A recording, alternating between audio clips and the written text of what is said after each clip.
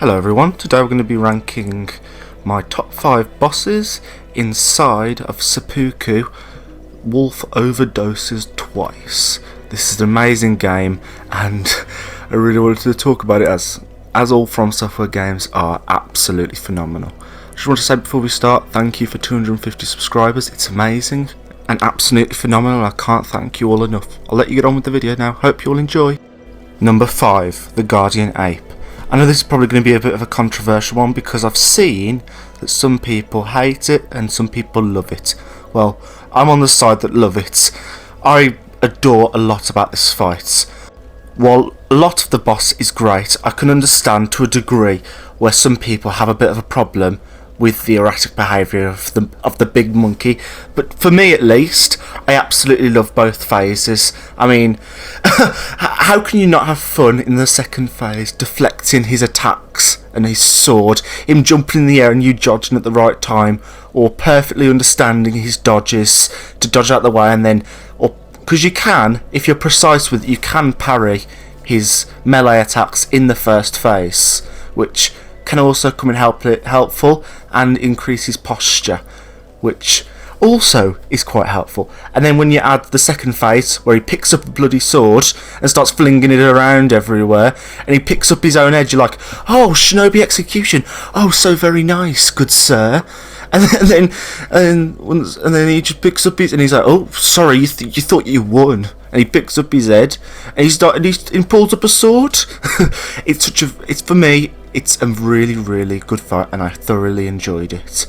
But sadly, we had to kill this ape because when he threw his feces at me, I got a PTSD flashback to Rivers of Blood and Bloodhound Step users in Elden Ring. So I'm sorry, monkey, but this is the end. I feel like I should preface this because I know some people probably get annoyed in the comments. That was just a joke. Number 4, The Divine Dragon.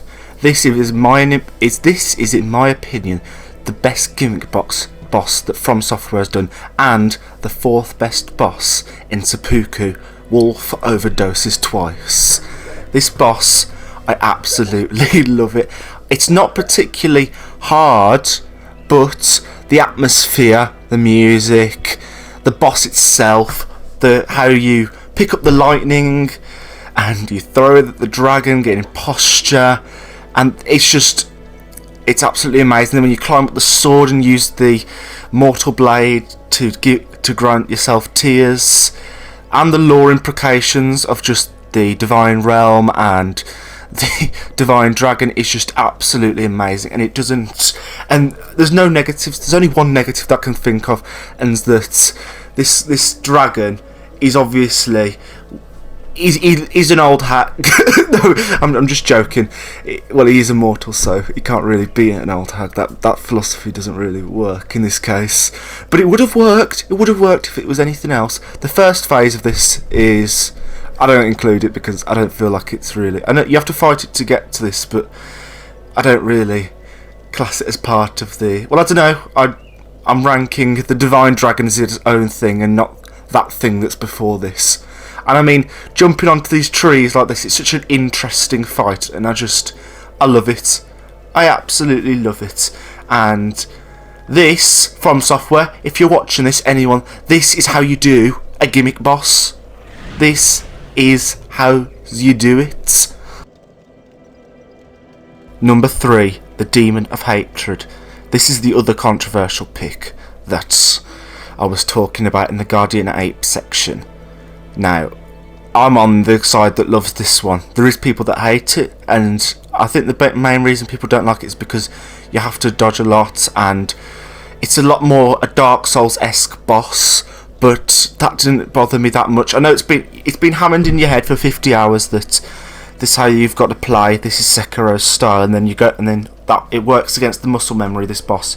But after I got used to its moves and how its patterns and all that, I really found myself enjoying this boss. I was on the side until I got used to the moves. I was on the same side of not liking this boss. But when I came to understand it, I came to a big appreciation of it, and it's led me to number 3. It's led to number 3 on the spot. All its flame attacks, I imagine, well, the flame attacks are thoroughly annoying, but when you use the Lotus Umbrella, they can be negated, which, as you can see in the gameplay behind me. But I think there's just something about this fight. I know there's some kind of cheese you can do with the Malkinec's ring, I believe it is. I haven't tried that out yet, so that's something I'll probably have to try out, and that might change the difficulty. But even like learning how to jump up in the air when he's doing that attack, or the fire bombs, or just everything. And I mean, he's swiping, and he's stamping, and he's headbutting you, and the lore as well between him being the sculptor and this is what he becomes, a demon. It's just a very, very cool fight. Not to mention its third phase, which the first and second phase I've seen people say is the easier part, but actually, well, I don't know which one I found easy. I think they're all very, very hard, but alas, this is number 3, and my 2 favourite bosses in the game are right up next. Overall, this boss is amazing. I don't care what anyone else says.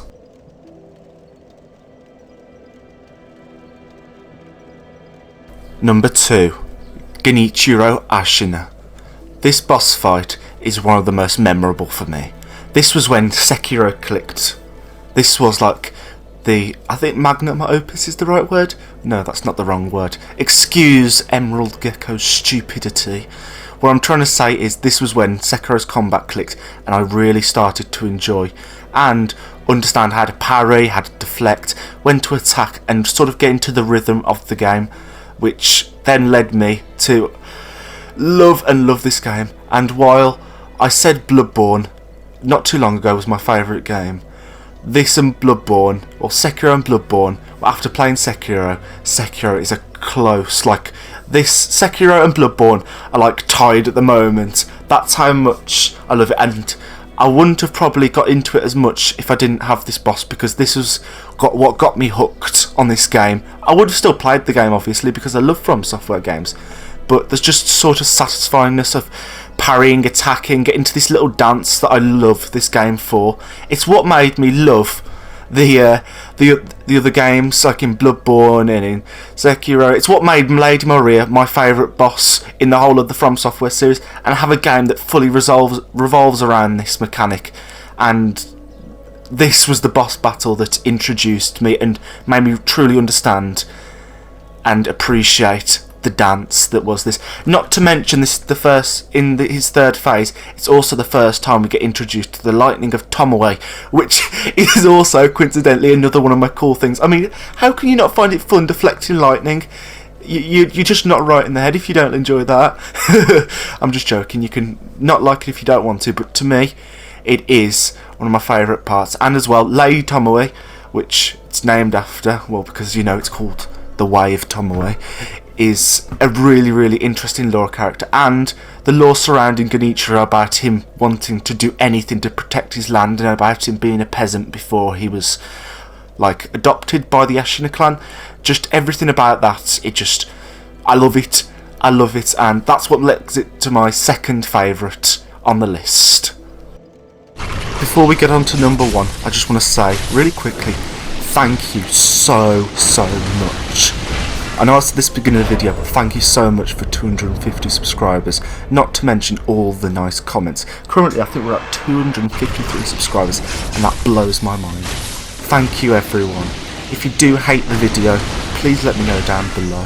Some constructive criticism so that I can continue to make better and better content, and so the quality can improve upon the videos. We are born of the blood, made men by the blood, undone by the blood. Our eyes are yet to open. Fear the 99.8% of you that are not subscribed watching this video. Number 1, to the surprise of none, Ishin, the Sword Saint. This boss, oh my life, this boss was enough for me to regret. If it wasn't for the other boss and it was just this boss, it's still enough for me to regret waiting before doing my favourite bosses, because oh my life, this boss is probably one of my favourites, up there with Maria. That if you've watched my previous video on my favourite bosses, you'll know is my favourite because I love it so much. The first phase is like an elegant dance between swordsmen, and it's absolutely incredible. Him throwing lightning everywhere with him and doing the ichigo, I think it's called. Might pronounce it with the 2 strikes. The parable moves, that slash there, jump, attack, everything about that. It's just very cool. And the second phase, he pulls out like this like spear, and he just decides, you know what? I'm gonna pull out a bloody gun. He pulls out a bloody gun and he's like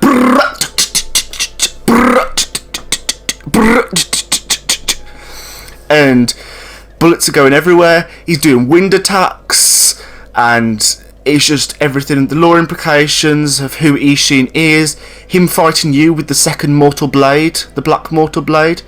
I mean, there is nothing that you can hate about Ishin's fight.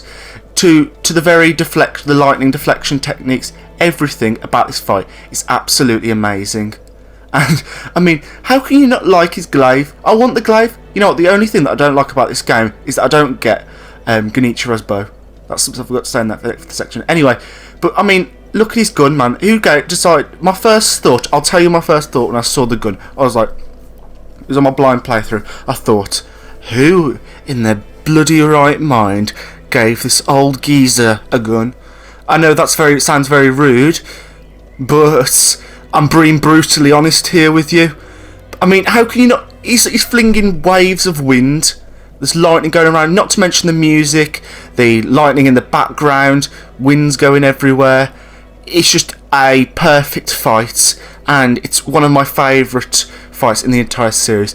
Not to mention the thematic theme, well, the ending of the fight, him asking you to finish him after you've beaten him in a duel and thanking you. A beautiful end to a beautiful game.